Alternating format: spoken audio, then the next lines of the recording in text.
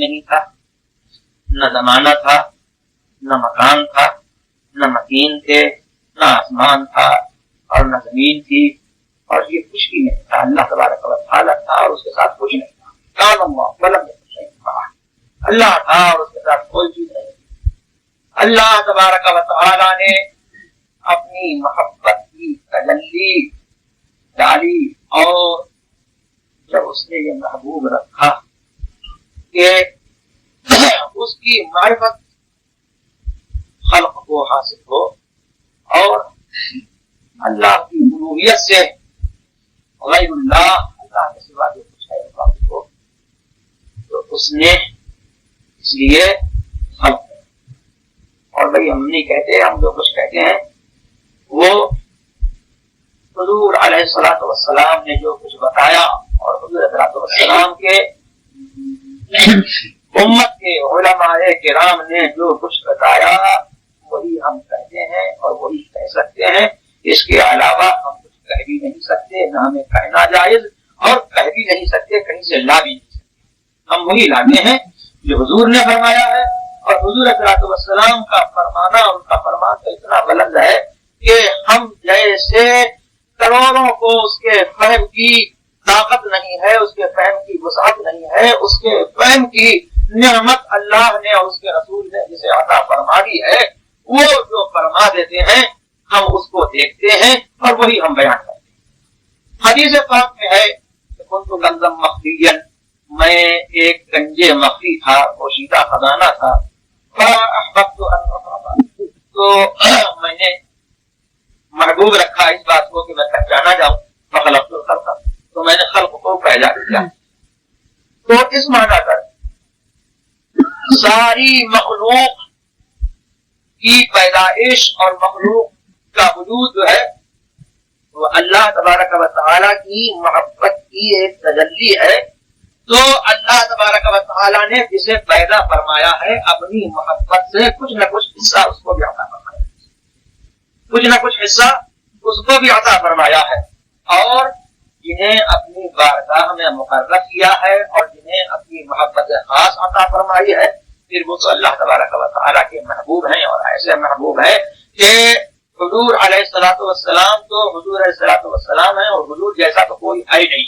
نہ کوئی حضور جیسا ہوا، نہ کوئی حضور جیسا آج ہے، اور نہ کوئی حضور جیسا کل ہو سکتا ہے. ان کا مثل اور ان کا نظیر، ان کا مثال کہتے قدرت الہیہ ہے ہی نہیں، ہو ہی نہیں سکتا کہ حضور علیہ الصلوۃ والسلام جیسا کوئی ہو جائے. حضرت حسان بن ثابت رضی اللہ تبارک و تعالی عنہ فرماتے ہیں کہ وَأَجْمَلَ مِنْكَ لَمْ طَرَفَتْ عَيْنِي وَأَجْمَلَ مِنْكَ لَمْ تَلِدِ النِّسَاءُ خُلِقْتَ مُبَرَّأً مِنْ كُلِّ عَيْبٍ كَأَنَّكَ قَدْ خُلِقْتَ كَمَا تَشَاءُ.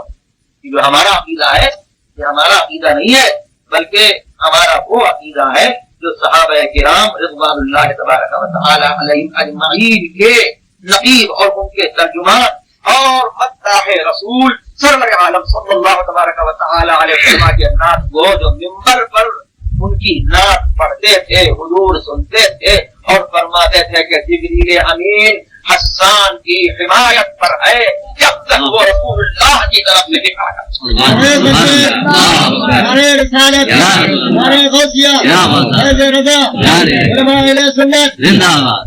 تو وہ ان کا عقیدہ ہے. کیا فرماتے ہیں؟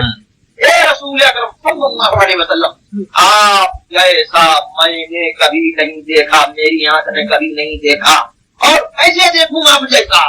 آگے فرماتے ہیں کہ آپ سے زیادہ کمال والا تو عورتوں نے جنا ہی نہیں ہے.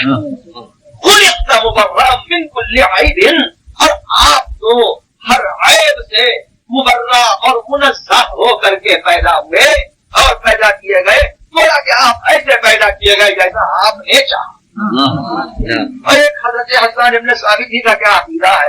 حضور سرور عالم صلی اللہ تبارک و تعالی علیہ وسلم کی بارگاہ میں حضرت جبریل امین علی نبینا وعلیہ الصلوۃ والتسلیم کی عرض کرتے ہیں کہ میں نے مشارق ارض کو اور مغارب ارض کو، دنیا کے کونے کونے کو الٹ کر دیکھ لیا ہے، اور میں نے جو ہے اللہ اکبر ہے کوئی فرماتے ہیں کہ کسی باپ کے بیٹوں کو بنی ہاشم سے افضل نہیں پایا، اور محمد رسول اللہ صلی اللہ علیہ وسلم کے بارے میں تو فرماتے ہیں کہ بنی ہاشم کا مولود صغیر محمد رسول اللہ تو ایسا ہے کہ اس جیسا میرے کسی کو نہیں.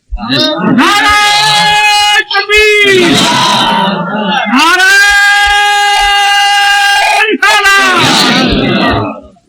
سیر بتا ورزیدہ ہم بسیار خوباں دیدہ ہم لیکن تو چیزیں بھی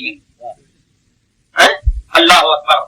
میں کہہ رہا تھا کہ اللہ تبارک و تعالیٰ نے پیدا فرمایا تو سب پر اپنی محبت کی تجلی ڈالی اور پھر اپنی تمام مخلوق میں سے کچھ لوگوں کو اپنی محبوبیت کے لیے چن لیا کہ وہ اللہ تبارک و تعالیٰ کی مخلوق میں سب سے افضل ہے. اور پھر ان محبوبین کے بھی مراتب ہیں. ان محبوبین کے محبوبان خدا کے بھی مراتب ہے کہ ان محبوبان خدا میں جو ہے ایک دوسرے سے جو ہے افضل ہے اور برتر ہے اور ایک ایسا ہے کہ جو سب سے افضل ہے. وہ کون ہے؟ ہمارا رسول سرور عالم صلی اللہ تبارک و تعالی